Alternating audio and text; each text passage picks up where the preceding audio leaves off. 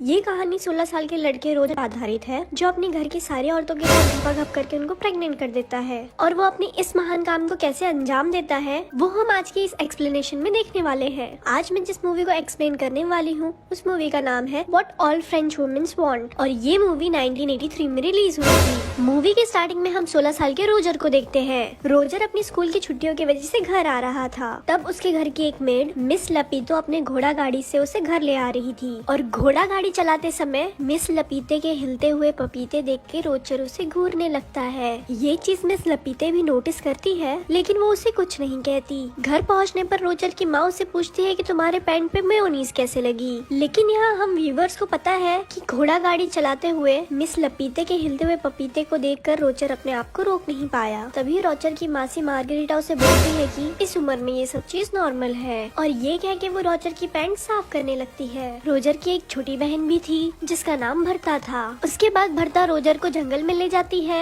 जहाँ मिस लपीते भी थी। तभी मिस लपीता रोजर के सामने ही साइड में जाके हल्की होने लगती है और ये देखकर रोजर की आंखें बाहर आ जाती है। उसके बाद रोजर को किसी के चिल्लाने की आवाज सुनाई देती है और जब रोजर वहाँ पर देखने के लिए जाता है तब उसे वहाँ पर उसी के घर की एक मेड उर्सिला किसी और के साथ जंगल में मंगल करते हुए दिखाई देती है। जिसके बाद रोजर वहाँ से भाग जाता है क्योंकि उसे लगता है कि वो एक गलत दुनिया में आ गया है। उसके बाद सीन स्विच होता है और हम पूरी फैमिली को एक साथ खाना खाते हुए देखते हैं जहाँ हम व्यूअर को पता चलता है कि रोजर की माँ काफी स्ट्रिक्ट है। शाम को रोजर जब सोने की कोशिश कर रहा था तो उसे बाहर से कुछ आवाजें सुनाई देती है और जब वो कमरे से बाहर आता है तो वो देखता है कि एक नौकरानी घोड़ी बनकर खड़ी है और कोई उसके पीछे से बजा रहा है और ये देखने के बाद रोजर की फटकी 4 हो जाती है और रोजर वापस सोने के लिए चला जाता है और बिस्तर में उसकी छोटी बहन बर्था छुपी हुई थी। तब बर्था उसे बताती है कि मिस लपीते ने मुझे बताया है कि हमारी मासी मार्गरीटा अभी भी वर्जिन है। जिस पर रोजर उसे पूछता है कि वो अभी तक वर्जिन क्यों है, जिस पर बर्था उन्हें बताती है कि उन्हें मर्दों से डर लगता है और इसलिए उन्होंने अभी तक शादी नहीं की है। तभी वहाँ अचानक से रैनी केट आ जाती है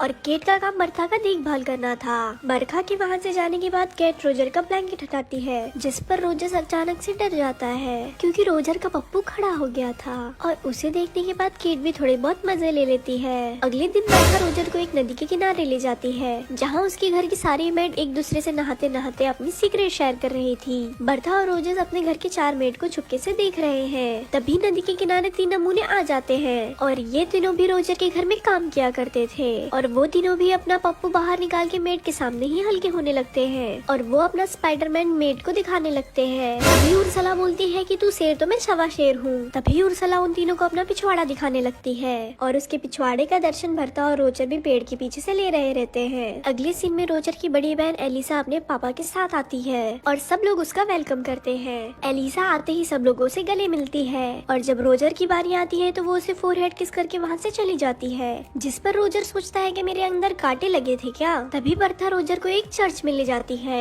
जहाँ दोनों छत पर छिप जाते हैं। तभी वहाँ मार्गरीटा आती है और वो चर्च के पादरी से अपनी सारी बातें बताने लगती है और वो पादरी से बोलती है कि जब से रोजर यहाँ आया है तब से मैं उसके साथ सपने में धक्का पेल करती हूँ। ये सारी बातें रोजर भी सुन रहा था। ये सुनने के बाद रोजर बहुत ज्यादा खुश होता है और बहुत ज्यादा एक्साइटेड हो जाता है जिसके बाद वो पादरी के बगल में गिर जाता है और पादरी इन दोनों को रोजर की माँ के पास ले जाता है जिस पर रोजर की माँ पादरी से बोलती है कि आप ही बताइए मैं इन दोनों के साथ क्या करूँ। जिस पर पादरी बोलता है कि आप रोजर के पिछवाड़े पे मार मार के उसके पिछवाड़े बंदर की तरह लाल कर दो तभी इसे समझ आएगा और ये काम मार्गरीटा अपने शुद्ध हाथों से करेगी तो इससे ज्यादा मजा आएगा। रोजर की माँ मार्गरीटा से बोलती है कि तुम एक हंटर लो और शुरू हो जाओ। पहले तो मार्गरीटा ये करने से मना करती है लेकिन रोजर की माँ के फोर्स करने के बाद वो ऐसा करने लगती है और वो रोजर के पिछवाड़े पे मार मार के उसे बंदर के पिछवाड़े की तरह लाल कर देती है। रात को सोते समय रोजर को फिर से बाहर से किसी की आवाज सुनाई देती है और जब वो अपने कमरे से बाहर निकलता है तो वो देखता है कि उसकी मेड हेलन किसी से ठुकवा रही थी और आज भी उसे बस हेलन ही दिखती है, उसके पीछे वाला बंदा बिल्कुल भी नहीं दिखता। इस बार रोजर अकेले इस नजारे का मजा नहीं ले रहा था बल्कि मिस्टर फ्रैंक भी ये सब कुछ देख रहे थे। तभी उस वक्त अचानक से रोजर के पास उर्सला आती है और वो उसे कहती है कि आओ मैं तुम्हारे पिछवाड़े में मूव लगा दूं। इतना मार खाने के बाद दर्द भी बहुत ज्यादा हो रहा होगा जिस पर रोजर उसे ऐसा करने से मना कर देता है। उसके बाद रोजर उसे पूछता है कि हर रात हेलन को कोई पीछे से बजा रहा रहता है, क्या तुम्हें पता है वो बंदा कौन है। जिस पे वो रोजर को बोलती है कि हम मेड का टॉप सीक्रेट है। तब रोजर को ख्याल आता है कि उसने ये शो अकेले नहीं देखा था बल्कि मिस्टर फ्रैंक भी इस शो को एंजॉय कर रहे थे। जिसके बाद रोजर सीधा मिस्टर फ्रैंक के पास जाता है, जहाँ मिस्टर फ्रैंक दूरबीन से मियाँ खलीफा को देखने की ख्वाहिश में अपने पैंट में हाथ डाल के अपने स्पाइडरमैन को तसल्ली दे रहे रहते हैं। और रोजर के आते ही मिस्टर फ्रैंक वहाँ से चले जाते हैं। तब रोजर भी दूरबीन से देखने लगता है और उसे नीचे दो शादीशुदा एलियन कुत्ता डांस करते हुए दिखाई देते हैं। तब रोजर को समझ आता है कि मिस्टर फ्रैंक अपने स्पाइडरमैन की मसाज क्यों कर रहे थे। अगले दिन रोजर को एक किताब मिलती है जिसमें द ग्रेट सनी लियोनी की कहानी थी और रोजर उस किताब को बड़ी शिद्दत से छुपा लेता है और जाते वक्त उसे अपनी मॉम डैड के कमरे से घर घर खेलने की आवाज सुनाई देती है और रोजर उसे लॉक वाली छेद से देखने लगता है। तभी उसे पीछे से एलिसा का फियांसे रोनाल्ड उसे देख लेता है और वो रोजर को धप्पा कर देता है, जिसपे रोजर उसे रिक्वेस्ट करता है और कहता है कि तुम इस बात को किसी को मत बताना। इस बात पर रोनाल्ड भी इस बात का फायदा उठाता है और वो रोजर से अपनी गाड़ी साफ करवाता है। अगले दिन रोजर वही किताब घोड़ा गोदाम में पढ़ रहा होता है जिसमें सनी लियोनी की सफलता की कहानी लिखी हुई थी और वो पढ़ने के साथ साथ वो अपने पप्पू को भी मसाज दे रहा होता है। और तभी अचानक से वहाँ धारा भाई जोगिंदर का फ्रेंच वर्जन आ जाता है और वो मौका देखते के साथ ही हेलन को आधा खिड़की के अंदर और आधा बाहर फंसा देता है और वो बाहर जाके साइड से हेलन की गैलन में पानी भरने लगता है। तभी हेलन की नजर रोजर पे पड़ती है और वो उससे हेल्प मांगने लगती है। जैसे ही रोजर उसकी मदद करने के लिए जाता है तभी हेलन उसे बोलती है रुको जरा सबर करो और गैलन में पानी भरने दो। तभी रोजर निकल के बाहर देखने जाता है कि हेलन की गैलन में पानी कौन भर रहा है, लेकिन तब तक जोगिंदर भाई अपना काम कर चुके थे। अगले सीन में रोजर अपनी फैमिली के साथ बैठा था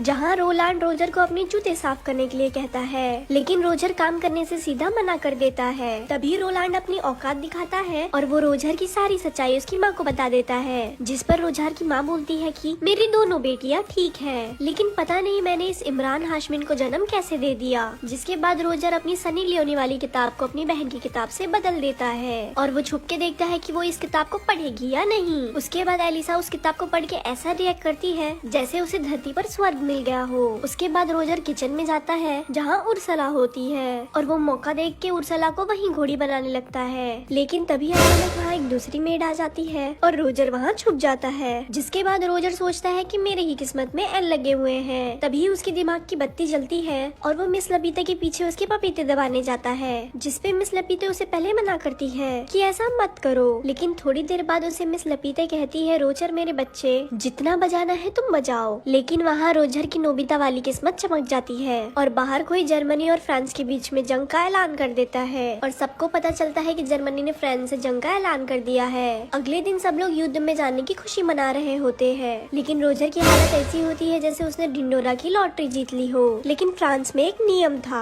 कि वॉर में जाने से पहले वो लोग सब लोग अपनी बीवी को टीवी के सामने घोड़ी बनाएंगे, जिसके बाद सब लोग रात में अपनी बीवी को जंगल में ले जाके उसकी बजाने लगते हैं। जिस पर रोजर सोचता है कि बस ये आज रात की चांदनी है और इसके बाद तो इनकी पिक्चर मैं ही बनाऊंगा।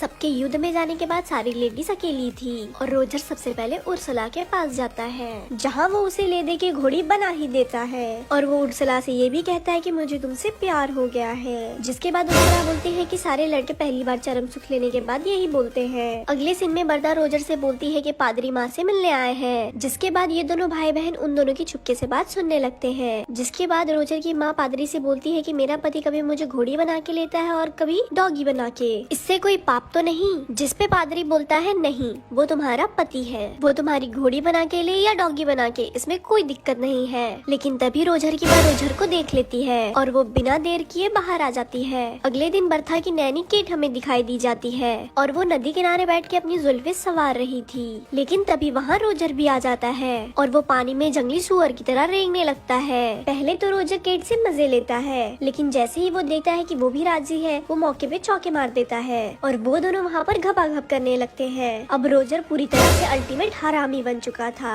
जिस पर रोजर सोचता है कि अब सारी औरतों का मटका मैं ही फोड़ूंगा। और अगले दिन रोजर का बाप वहाँ छुट्टी लेकर आ जाता है और रोजर देखता है कि मार्गरीटा और केट उसके माँ बाप को घर घर खेलते हुए देख रहे हैं। जिस पर रोजर उनसे कहता है कि तुमसे ना हो पाएगा और ये बोल के वो वहाँ से घर भी चला जाता है। ये देख के उसके माँ बाप हैरान हो जाते हैं और रोजर को वहाँ से भगाने लगते हैं। जिसके बाद मार्गरेट अपने कमरे में सोने के लिए चली जाती है, लेकिन रोजर उसके कमरे में उसे धप्पा कर देता है और उससे पूछता है कि क्या तुम अभी तक वर्जिन हो, तो आओ मैं तुम्हारा गेम बजा देता हूँ। जिसके बाद वो दोनों घबाघब करने लगते हैं। उसके बाद हम फिर से हेलन को देखते हैं जो चाय नाश्ता लेकर आ रही थी, लेकिन इस बार युद्ध में जाने की वजह से उसका का बजाने वाला कोई नहीं था। तभी वो रोजर के कमरे में जाती है और रोजर उसे पीछे से पकड़ लेता है और वो उसे घोड़ी बना देता है। अगले दिन रोजर एलिसा के पास जाता है जहाँ वो घोड़ों को घास खिला रही थी, जिस पर रोजर उसे बोलता है कि मैं आज तेरी भी पिक्चर बनाऊंगा। पहले तो एलिसा उसे ऐसा करने से मना करती है, लेकिन थोड़ी देर बाद बोलती है कि हाँ मेरी पिक्चर बनाओ और हाँ मुझे पिक्चर में घोड़ी का रोल देना, जिसके बाद रोजर उसे भी घोड़ी बना देता है। अब रोजर सारी औरतों के बीच पॉपुलर हो गया था। इसके बाद सारी औरतें बारी बारी करके उसके पास काम 25 करवाने आती थी। दिन बीतते जाते हैं और ये सिलसिला चलता रहता है। एक दिन एलिसा रोजर से बोलती है कि मैं प्रेग्नेंट हूँ। तभी रोजर देखता है कि रोलैंड भी वापस आ गया है, क्योंकि अब युद्ध खत्म हो चुका था। उर्सिला और मार्गरेटा भी उसे बोलती है कि मैं प्रेग्नेंट हूँ। और ये सुनने के बाद रोजर के पैरों तले जमीन ही खिसक जाती है, क्योंकि अगर उसके मॉम डैड को ये बात पता चली तो उसके मॉम डैड उसे ही घोड़ी बना देंगे। तभी रोजर उर्सिला से बोलता है कि एक नेल पॉलिश लेके आओ, और वो उस नेल पॉलिश को एलिसा के बेड पे लगा देता है और बोलता है कि तुम कुछ भी करके रोनाल्ड के साथ घपाघप कर लेना, जिसे रोलांड को लगे कि एलिसा अभी भी वर्जन है। उसके बाद वो अपनी मासी से बोलता है कि आप फ्रैंक से शादी कर लो, वो आपको बहुत ज्यादा पसंद करता है। और ये सुनने के बाद वो दोनों शादी के लिए मान जाते हैं। उसके बाद रोजर उर्सिला के पास जाता है और उसे शादी के लिए प्रपोज करता है, लेकिन उर्सिला उसे मना कर देती है, क्योंकि वो पहले से ही किसी और को पसंद करती थी। और उसके बाद तीनों औरतों की शादी हो जाती है और रोजर के कांड के बारे में किसी को कानो कार खबर भी नहीं होती। और उसी रात रोजर फिर से हेलन के साथ घपाघप करता है और अगले दिन हेलन उसे बताती है कि मैं भी प्रेग्नेंट हूँ। लेकिन अब रोजर की स्कूल की छुट्टियां खत्म हो चुकी थी, इसीलिए वो उसे बोलता है कि मैं तुम्हारे लिए एक अच्छा पति ढूंढ लूंगा, जिस पे हेलन बोलती है कि तुम इसकी टेंशन मत लो, क्योंकि मैंने सब लोगों के साथ घपाघप किया है और मैं इस पे किसी का भी नाम लगा सकती हूँ। उसके बाद रोजर अपने पापा के साथ खुशी खुशी वहाँ से चला जाता है और ये मूवी यहाँ खत्म हो जाती है। ऐसी ही और मूवी जानने के लिए इस पेज को लाइक करें। धन्यवाद।